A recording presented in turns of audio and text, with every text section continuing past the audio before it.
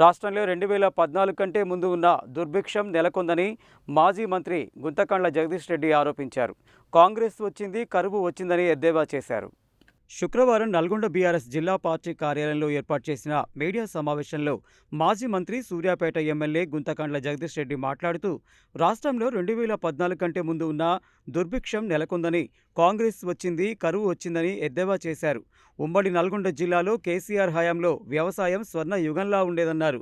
2017 నాటికి 40 లక్షల టన్నుల ధాన్యాన్ని అందించి నల్గొండ జిల్లాలో వ్యవసాయం పండుగలా మార్చారన్నారు.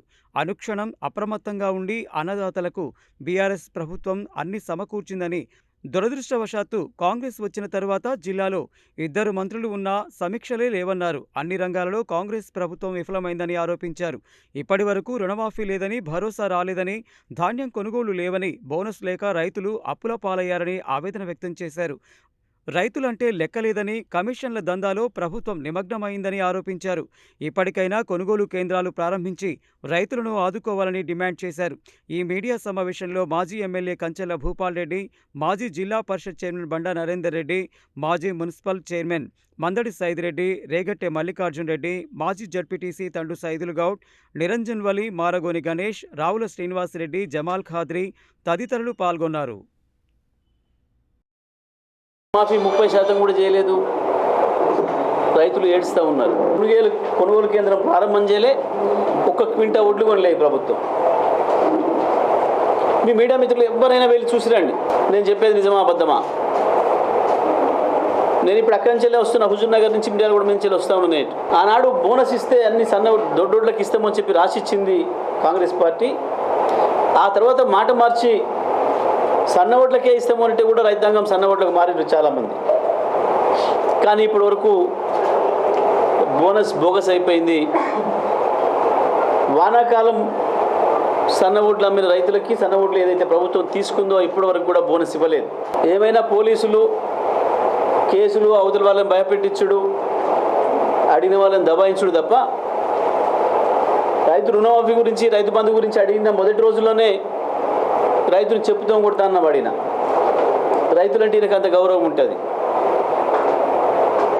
కాబట్టి ఈయన ఒకటి ఉండడనే విషయం కూడా రైతాంగం పట్టించుకోవడం లేదు.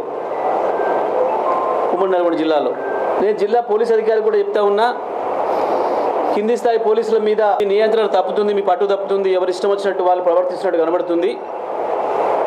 వాళ్ళని కంట్రోల్ చేసుకోవాల్సిన బాధ్యత మీదే. చట్టాన్ని మా చేతిలో తీసుకుంటాం, మా ఇష్టం వచ్చినట్టుగా కేసులు పెడతాం, తీసుకొచ్చి పోలీస్ స్టేషన్లలో పెడతామంటే కుదరదు. నేను ఇక్కడి నుంచి చెప్తా ఉన్నా, మీరు ఒక్కరిని పిలిస్తే 1000 మంది వస్తారు పోలీస్ స్టేషన్కి. మీరు జైలులకు పంపి ఆపలేరు. నల్గొండ జైలు ఒక్కటే పూటలు నింపేస్తాం పిచ్చి పనులు చేస్తే. ఇది పోరాటాల జిల్లా,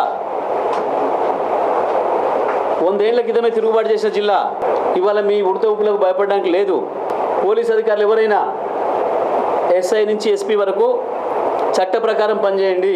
చట్టాన్ని మీ ఇష్టం వచ్చినట్టు చేయడానికి కూడా లేదు. చట్టాన్ని కాపాడమే మీ బాధ్యత. మీరు కూడా చట్ట పరిధిలోనే పనిచేయాలి. ఇంకొకసారి టీఆర్ఎస్ పార్టీకి సంబంధించిన కార్యకర్తల్ని, నాయకుల్ని కానీ, సోషల్ మీడియాకి సంబంధించిన ఎవరిని కానీ ఇష్టం వచ్చినట్టు తీసుకుపోయి పోలీస్ స్టేషన్ పెడతాం అంటే కుదరదు. స్పష్టంగా జిల్లా అధికారులందరూ కూడా చెప్తా ఉన్నా, నేను నిబంధనల మేరకే పనిచేయండి, చట్టాల పరిధిలో పనిచేయండి. కానీ ఇష్టం వచ్చినట్టుగా ఎవడో పైరవికారులు చెప్తే, ఎవడో స్పృహలో లేకుండా ఎవడో ఉత్తర్వులు ఇస్తే ఆ మాటలు వింటే మీరు దెబ్బతింటారు.